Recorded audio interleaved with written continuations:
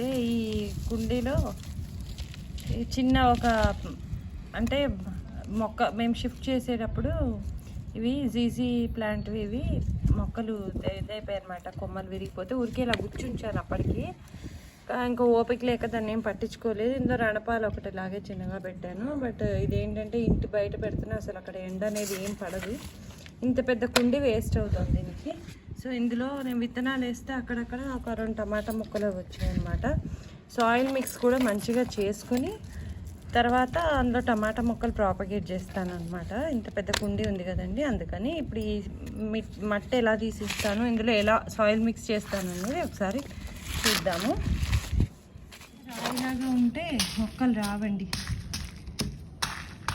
Soil అనేది లూజ్గా ఉండాలి.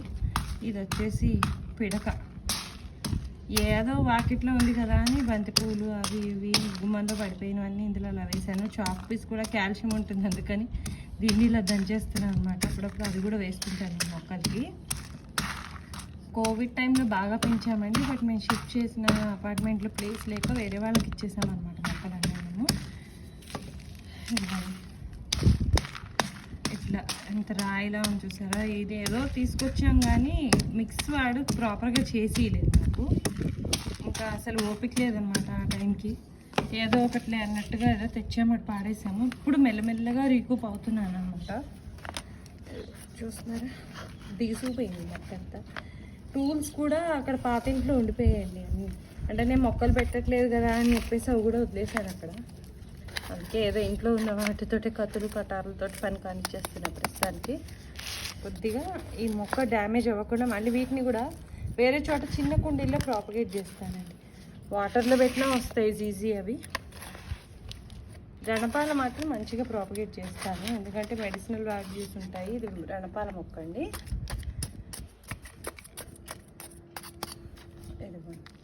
ఇట్లా జాగ్రత్తగా తీస్తున్నాను, రూట్స్ దెబ్బతినకూడదని చెప్పేసి.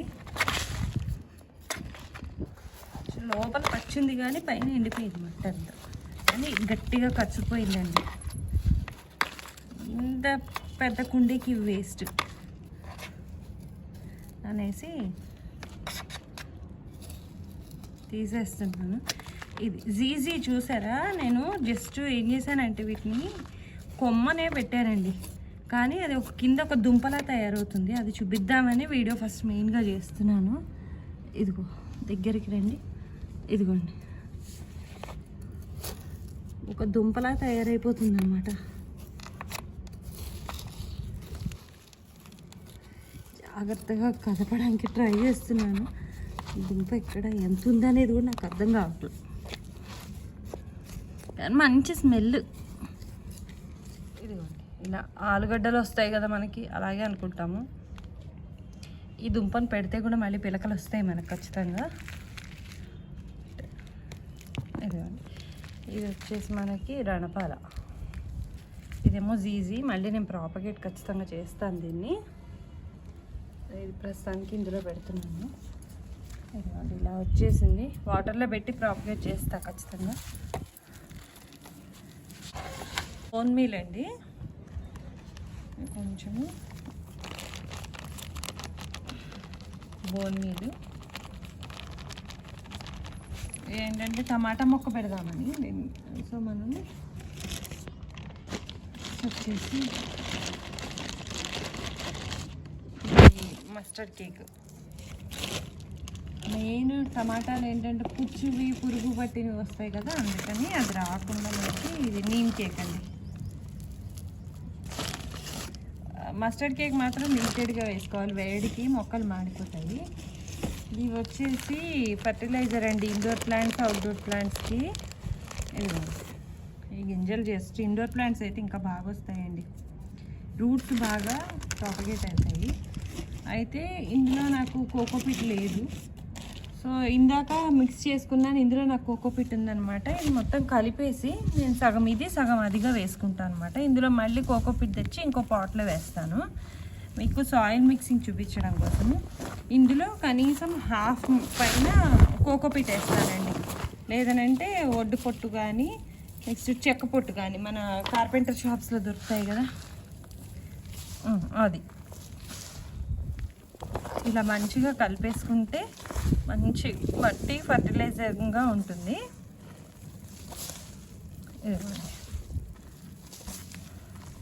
నెక్స్ట్ వచ్చి నేను మొక్కలకి రోజు కంపోస్ట్ బదులు ఏం చేస్తానంటే బాటిల్స్ కట్ చేసి అందులోనే పెట్టి కుండీలో పక్కకి పైన మూత కొంచెం కట్ చేసేస్తాను.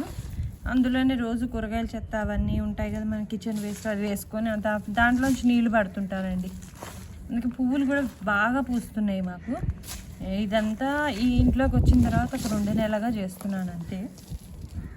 2 నెలలకే నాకు చాలా బాగా డిఫరెన్స్ తెలిసిందండి. ఇదిగోండి, ఇది ఆల్రెడీ ఇందాక కలిపిన మిక్స్లోది. సో ఇది కొద్దిగా వేసేసుకుంటాను. కలిపేసుకొని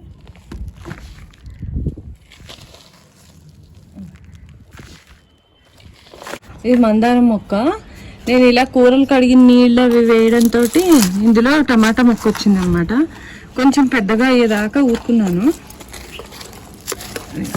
నీళ్ళు పోసి కొంచెం మట్టి తడి చేసి జాగ్రత్తగా వేర్లు అనేవి దెబ్బతినకుండా తీస్తున్నాను.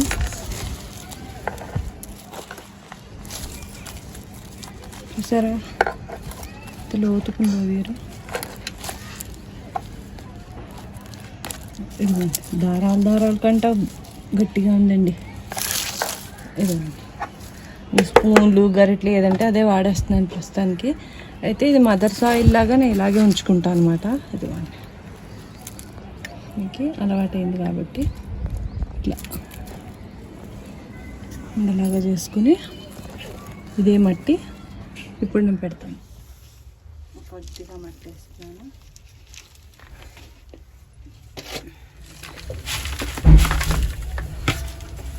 ఇది గడ్డి దాని చిల్లు ఉన్నాయని పెట్టా. ఇది నెక్స్ట్ ఇంకొక చిన్నది ఉంది. ఇది కూడా పక్క కుండీలో ఇలాగే వచ్చిందండి. నేను ఇది విత్తనం వేయలేదు, కూరగాయలు కడుగుతుంటే ఆ నీళ్ళు పోస్తే వచ్చింది.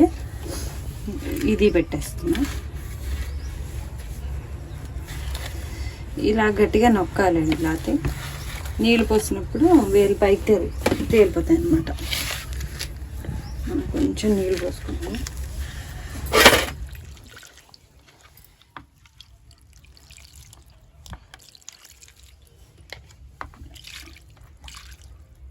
అంటే పైప్తో పొయ్యొచ్చు. ఇప్పుడే పెట్టాం కాబట్టి ఇంకొంచెం వేళ్ళు ఊరుకోవాలన్నమాట మొక్క.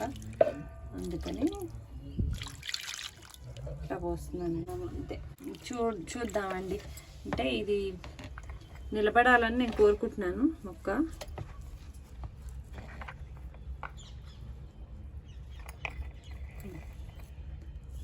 రేపు తలెత్తిందని అంటే ఒకసారి మంచిగా సెట్ అయిన తర్వాత ఇంకొక వీడియో చేసి పెడతాను మీకు.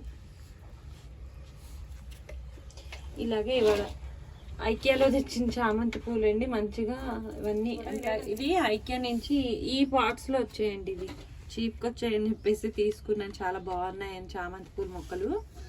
అయితే ఎండిపోతే వాటితో కోకోపీట్లో ఇచ్చాడనమాట. దీన్ని మళ్ళీ ప్రాపగేట్ చేద్దామని చెప్పేసి పువ్వులన్నీ కట్ చేసేసి ఇది కూడా ఇందాక చేసిన సాయిల్ మిక్సేనండి.